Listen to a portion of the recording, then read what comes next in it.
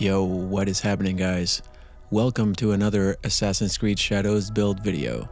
Today we're going to take a look at a Daze build, and this is an affliction that I've never played with before up until now, and it's honestly just because it didn't really seem to be as appealing to me.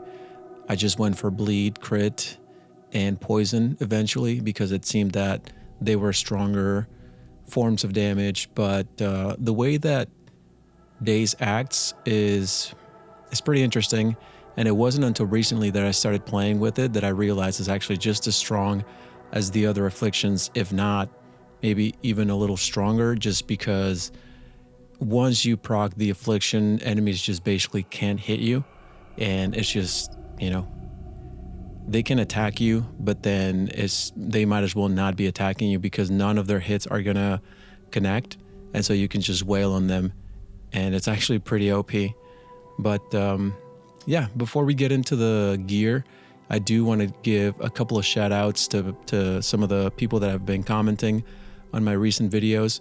One of you guys pointed me in the right direction when I was trying to find the last few engravings that I needed for helmets.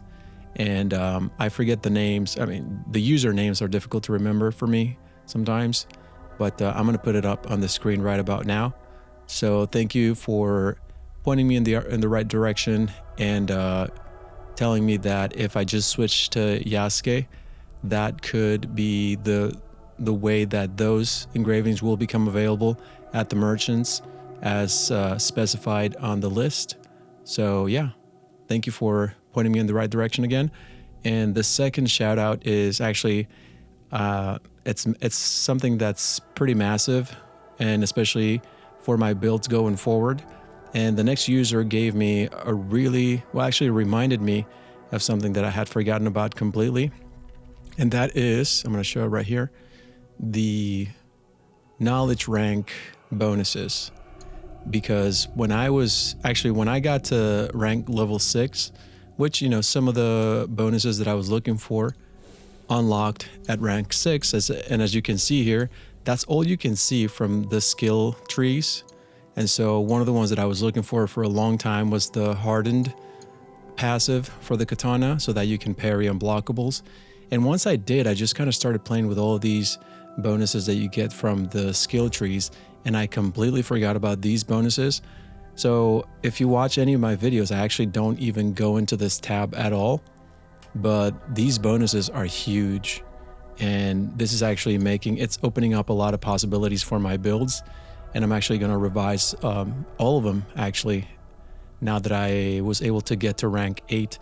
So thanks a lot for reminding me of this tab, which I had completely forgotten about. And once you reminded me of this, I was actually just about to reach rank 7. And I just went and did a bunch of activities with Naoe, you know, shrines. And I think I had 2 different types of shrines. I had the ones where you have to pray at, and I had the temples where you have to go find the lost pages. So I did a bunch of those, and I also did a few activities with Yasuke because I didn't have enough activities. It's a lot of points that you have to grind. So it took me a while. You know, it took me a few hours off and on to collect, I think it's 35 points per rank. So it's a lot of activities. But once I did, it definitely pays off, because just having access to all of these bonuses is pretty massive. So huge thanks again to you for reminding me about this. And without further ado, let's take a look at the build. So I'm trying to go with everything, all the legendaries that have Daze buildup. And one thing that you'll notice is that I usually go with the Tanto for my primary weapon, but there's no Tanto, oddly enough, that comes with Daze buildup. So this is kind of putting me in a place where I have to step out of my comfort zone a little bit. So I'm playing with the Katana Kusarigama combo, which I'd never done before, but it's really powerful and actually really, really fun. And I do like how fresh it makes the combat feel, because I don't have access to my usual weapon of choice, which is the Tanto. So this is actually a welcome change for me. And the katana that I'm going with is the Iga's Flame. It's the legendary katana that comes with Daze buildup. And this one comes with two 2% affliction buildup per adrenaline chunk filled. I actually am not using abilities, so I should always have most of my adrenaline chunks filled. I do use some passives that use adrenaline chunks, like the lightning kicks. So, most of the time though, I should be able to have full access to the 4 chunks so that I have a lot of Daze buildup. And usually, if you've seen my recent builds, I usually try to go for more damage as opposed to buildup type of engravings. But this one is actually fun. The build is powerful enough that I don't mind the the trade-off. There's additionally another thing you could do, which is to go with an epic. And I don't really have a lot of options, unfortunately. I was looking through when I was, testing things for this build. I was looking through all the katanas that I had, and I only have this one that comes with 1% critical chance with consecutive hits. And it's the best that I have. Like, the rest of the engravings are pretty garbage for my Daze katanas, epic ones. And I just put the instantly charged posture attacks after a vault. That just seems like a good offensive option. But yeah, it's what I would recommend. Just look through your epic katanas and see if you have something that's viable. If not, the Aegis Flame is actually pretty good.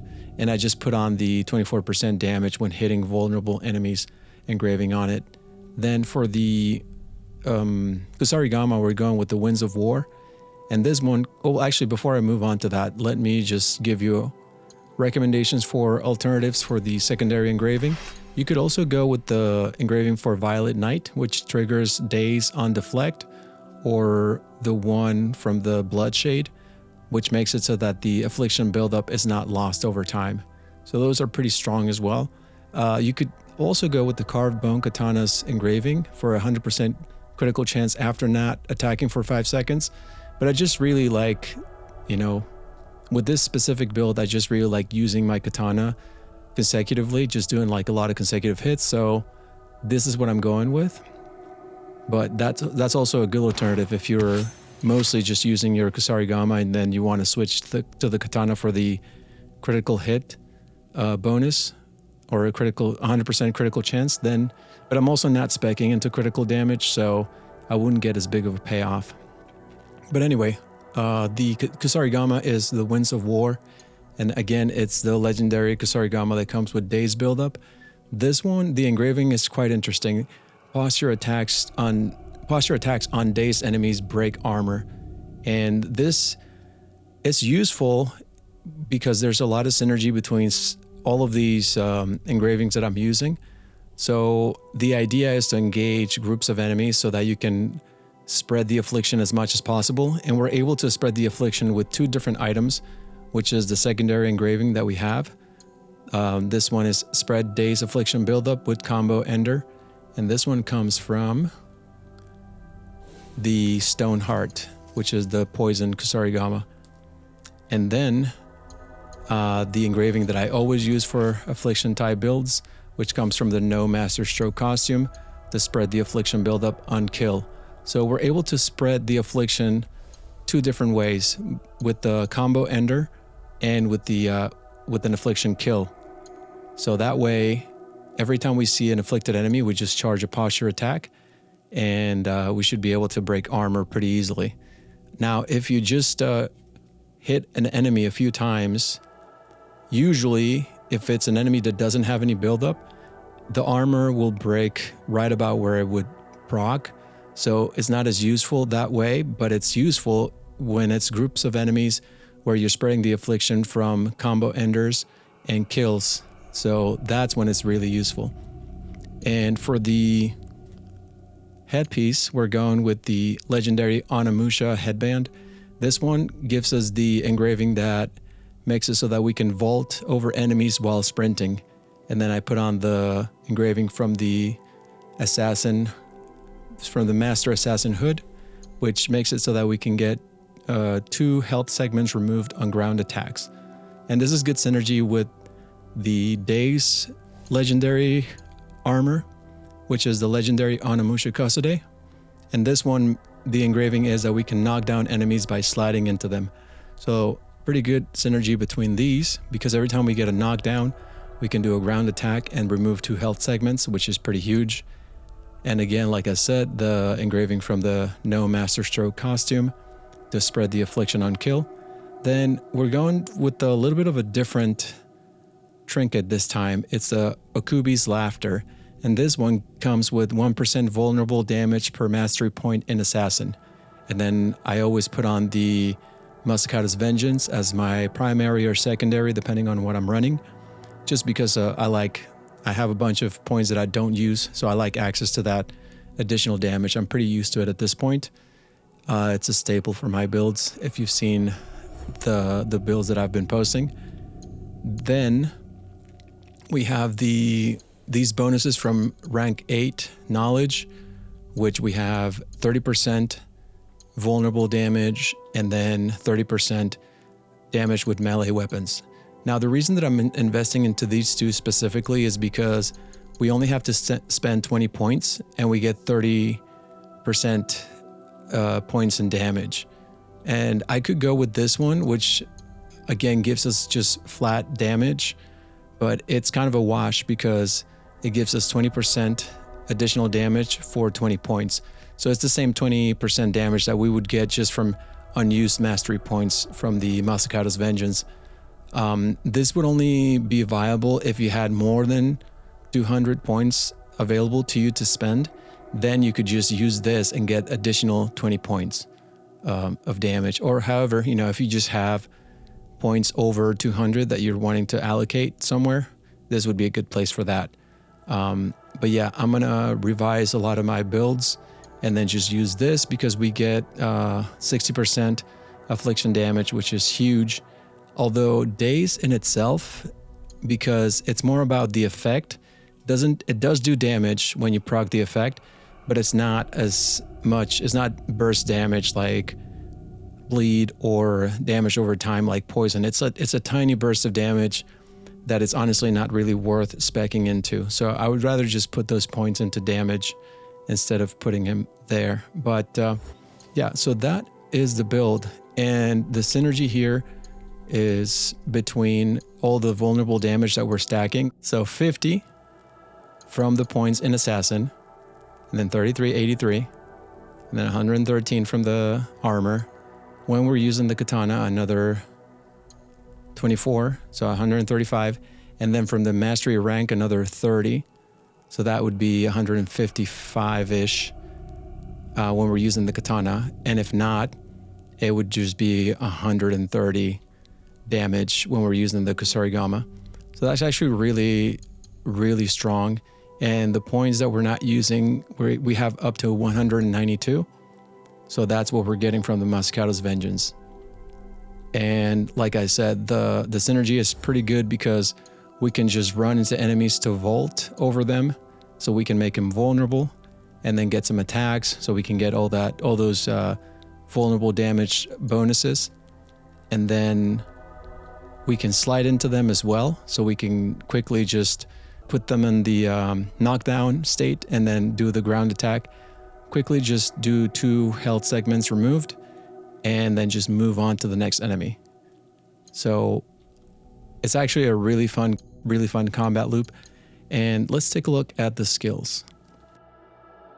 So with the katana, like I said, I'm not going with any abilities this time. So with the katana, we're just going with some globals and then the ability to deflect the counter attack so that we can deflect unblockable attacks. So melee expert, affliction effectiveness, and momentum builder.